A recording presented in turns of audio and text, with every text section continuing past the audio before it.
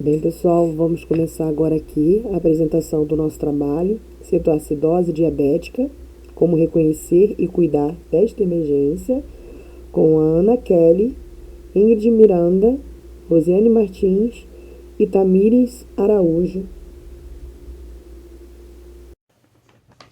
Boa tarde, eu sou a Ana Kelly e vou falar um pouquinho sobre a cetoacidose diabética.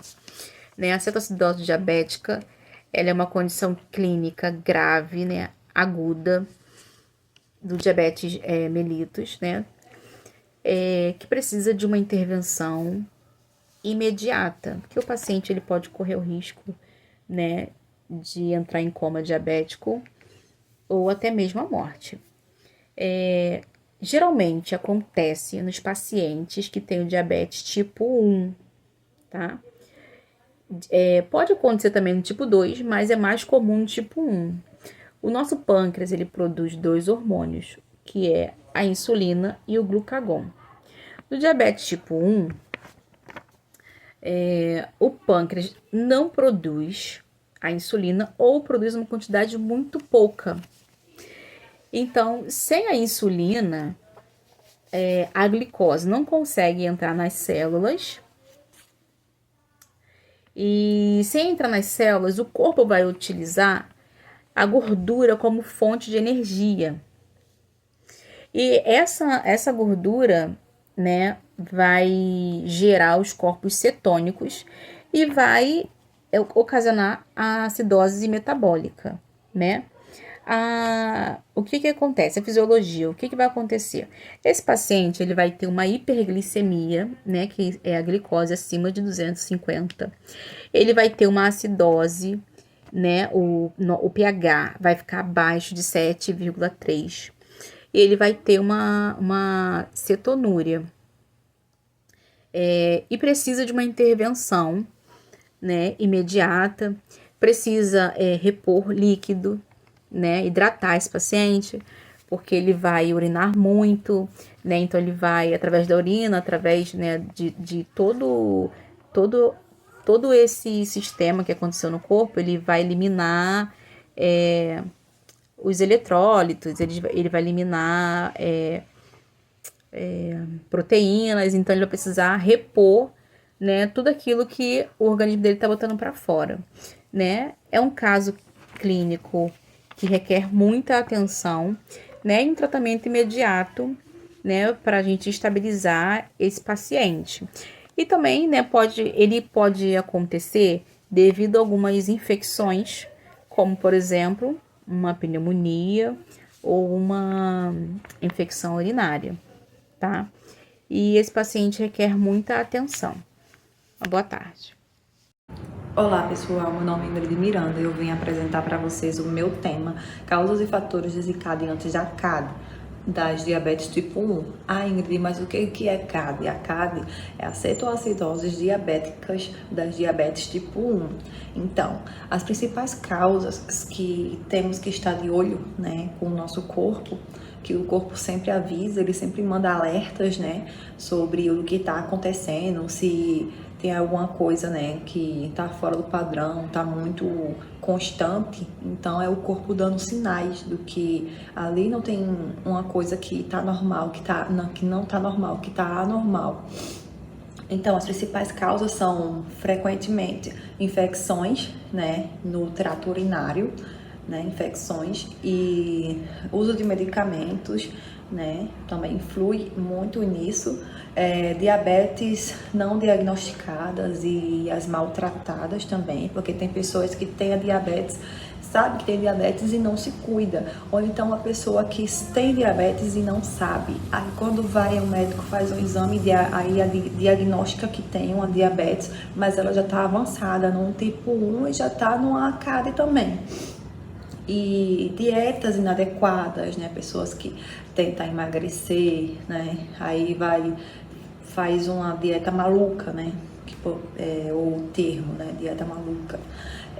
Estresse físico ou emocional, e também de pessoas que sabem que tem a diabetes, e toma insulina, Aí a omissão ou erro, de aplicação de insulinas.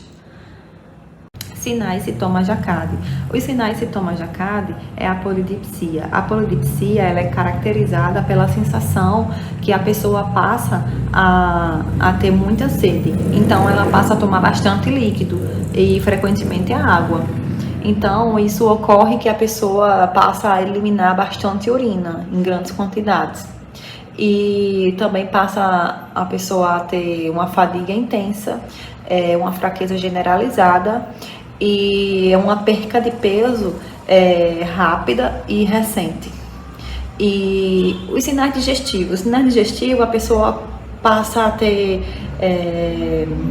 náuseas, vômito, dor abdominal, que essas dor abdominal pode ser aguda.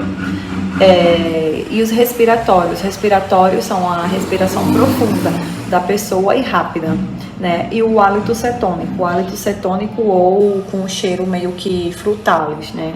Frutalizado assim, né? Mais puxado ao cetônico, da cetona mesmo, né? E o neurológico, né? A pessoa fica com uma confusão mental, sonolência, né? Letargia, né?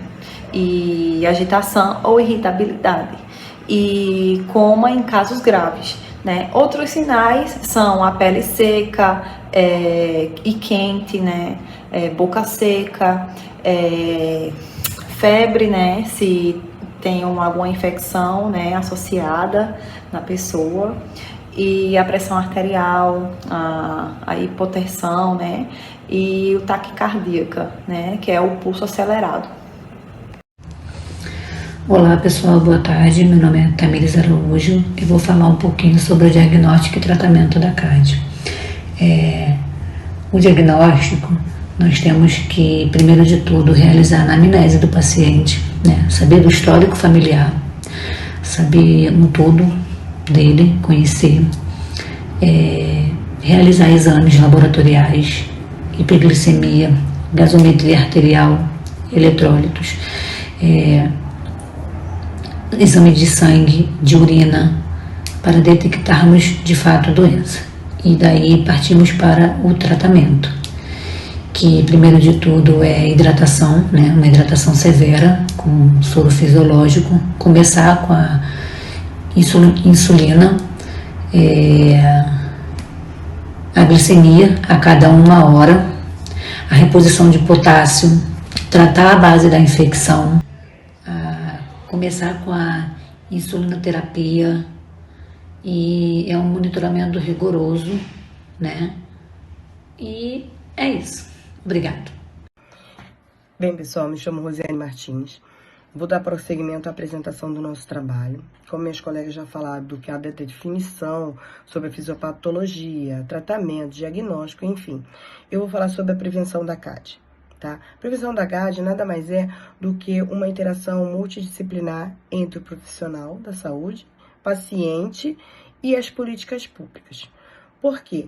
Porque precisamos de quê? Educação à saúde, educação ao profissional. O profissional precisa reconhecer, precisa saber reconhecer os sinais e sintomas da CAD. Para quê? Para que possa ser encaminhado para um diagnóstico mais eficaz, com exames laboratoriais, exame físico e laboratoriais, e para que ele consiga encaminhar o paciente o mais rápido possível para o tratamento, tá bom? Precisamos das políticas públicas para quê? Para promover campanhas educativas para os pacientes, para as pessoas, para saber que diabetes mellitus, ela é uma doença que ela pode se agravar e pode levar à morte através das complicações, que uma das complicações da diabetes mellitus é a cetoacidose diabética, tá? E nessas campanhas, o paciente vai aprender e entender o quanto é importante fazer o monitoramento glicêmico, tá? O quanto é importante estar no controle e com o acompanhamento médico dos agentes da saúde. O quanto é importante ter uma boa alimentação balanceada e saudável, né? Então, um paciente vai aprender e entender o quanto é grave ele não controlar a doença, que isso pode acontecer de levá-lo à morte. Isso são algumas das prevenções, ou as maiores delas, que é entender, conhecer, se educar e cuidar, para que não ocorra uma complicação. Bem, agora eu vou falar das complicações da CAD. Lembrando, não é complicação da diabetes mellitus. A complicação da diabetes mellitus, uma delas é a cetoacidose diabética. Agora eu vou falar da complicação da cetoacidose diabética, que se dá quando não há o tratamento rápido e correto da CAD, tá?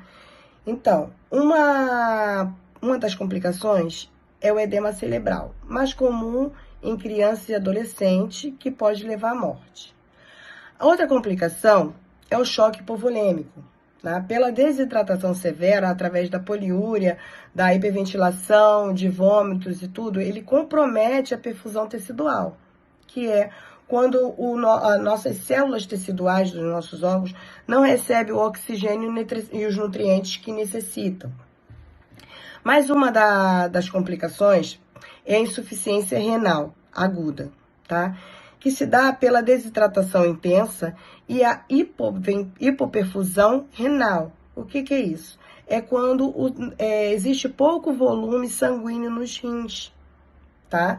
Que pode o quê? Acarretar processos inflamatórios nos rins, certo? Então, isso é uma das complicações, tá bom?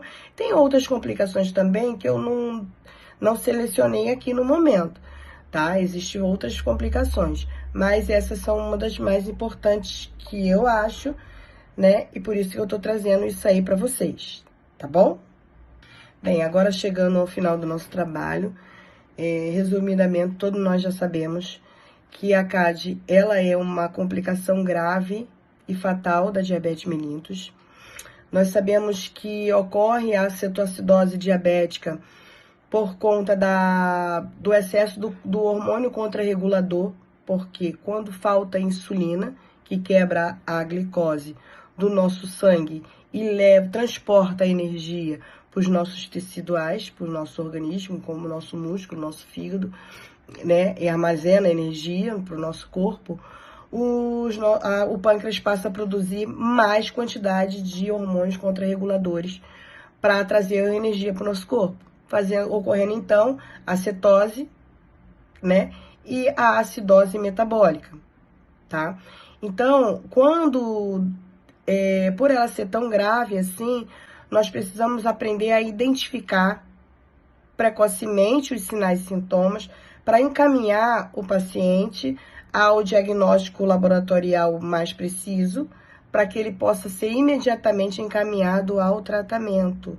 Esse tratamento pode salvar vidas, né? E salva vidas. Então, por isso, é importante as campanhas de educação, a educação à saúde e esse conjunto, tá? Essa interação entre o profissional, o paciente e políticas públicas, porque a cetoacidose mata e é fatal. Esse é o fim do nosso trabalho. Eu agradeço muito a todos por assistirem até aqui, dizendo que prevenir é um ato de amor com o nosso corpo. Então, vamos prevenir. Vamos ensinar ao próximo a se prevenir, para que a gente possa evitar algo mais grave do que isso. Gente, muito obrigada. Fechando por aqui.